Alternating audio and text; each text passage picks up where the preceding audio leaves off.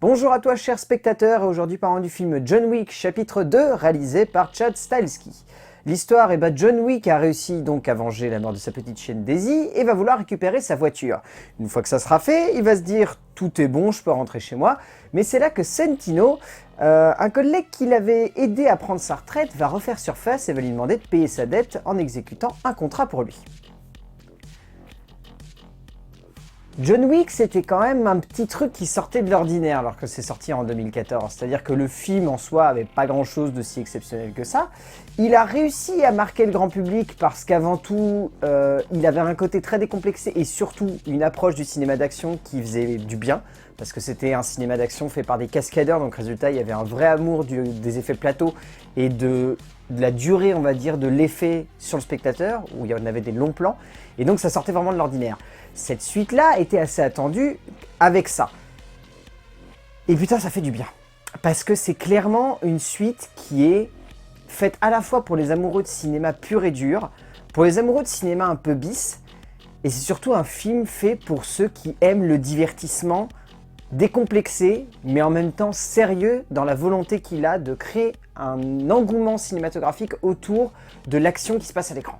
C'est dingue, mais en fait, quand on est devant John Wick, et quand on est encore plus devant le chapitre 2, on se rend compte que ce qui est passionnant, c'est de voir que ces mecs-là, Chad Stahelski et toute la bande qui s'occupe de faire ce film, c'est des amoureux du cinéma, d'un cinéma d'une époque où on privilégiait avant tout le plaisir du spectateur avant de chercher à créer des concepts.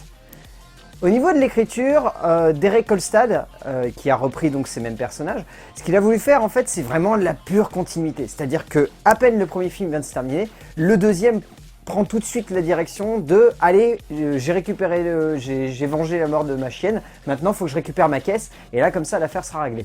Donc ça part de ça, donc il y a vraiment une vraie filiation avec le premier. Si vous n'avez pas vu le premier, vous risquez d'être un peu perdu dans le 2. Quoique, pas tant que ça. Et après, en soi, le scénario, c'est pas le gros point fort du film, parce que, comme sur le premier, c'est plus un scénario prétexte, c'est-à-dire que ça pose une situation, et c'est ensuite, au travers de la mise en scène, vraiment, que le long métrage va être impactant. Le scénario est assez bateau, au final, il n'y a pas vraiment de métaphore, il n'y a pas de grosse réflexion, quoique, là, dans celui-là, il y a une plus grande mise en perspective de la marginalité de la situation de John Wick, par le biais de ce qui est amené dans la deuxième partie du film. La première partie en soi est le truc le plus classique du monde, c'est-à-dire un coéquipier qui lui a filé un coup de main dans le passé, va lui demander de payer sa dette, au début John Wick va refuser, puis il va être imposé de devoir le faire, puis il va le faire, puis il va se rendre compte qu'il va être berné. Là-dessus, le film n'est pas du tout inventif. Là où il est peut-être un petit chouïa inventif, c'est quand dans sa deuxième partie, Derek Kolstad décide de se servir de l'univers qu'il a créé dans le premier, c'est-à-dire cette espèce d'univers génial où il y a cette espèce de monde underground des assassins et des meurtriers du monde entier où ils se retrouvent, dans des hôtels, dans des clubs, des trucs comme ça. C'était super bien et résultat, là, il met ça en perspective dans une deuxième partie de métrage qui est extrêmement jouissive. Et c'est là en fait que le film réussit à contrebalancer son pitch extrêmement bateau. C'est un peu comme sur le premier, c'est-à-dire que le premier il avait un pitch un peu bateau qui était plus de l'ordre du décalage, c'était dans la manière avec laquelle il amenait l'univers au sein de ces situations-là qu'il donnait une inventivité et qu'il donnait une perspective à son histoire. Là, on est clairement là-dedans, sauf que résultat, Derek Kolstad sait qu'il ne peut pas se reposer sur l'univers et il veut repousser l'univers encore plus loin. Ça fait qu'il y a quand même un côté extrêmement classique dans la deuxième partie malgré ça, mais c'est plutôt entraînant.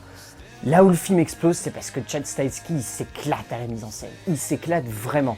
La mise en scène, elle fonctionne parce que elle dure. Elle dure vraiment.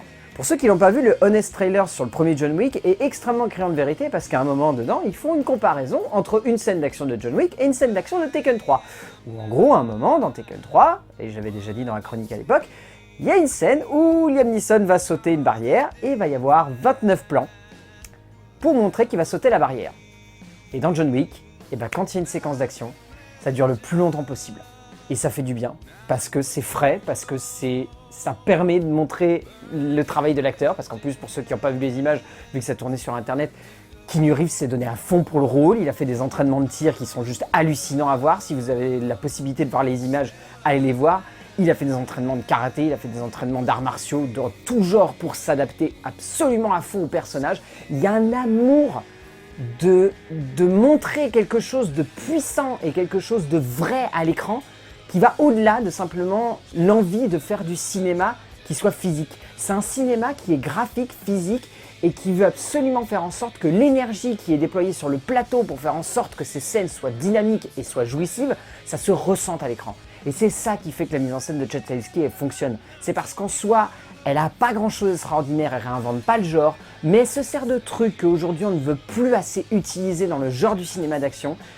Et résultat, ça donne des trucs qui sont jouissifs, quoi. Ça donne des séquences qui sont extraordinaires. Enfin, la séquence dans le jeu de miroir sur la fin du métrage, elle est sublime parce qu'il y a un travail de scénographie qui est juste dingue. Toute la séquence des parallèles où on va voir plusieurs assassins essayer de buter John Wick, elle est superbe aussi. Enfin voilà, il y a un amour de l'effet plateau qui se transmet au spectateur et qui fait du bien, qui transcende l'écran. Ah, c'est cool des films comme ça, vraiment. Et au niveau du casting, là-dessus, il n'y a rien à en redire. Le casting est vraiment super. Alors, Ricardo Scamarcio, dans le rôle du méchant, est caricatural à souhait, mais ça fonctionne super bien.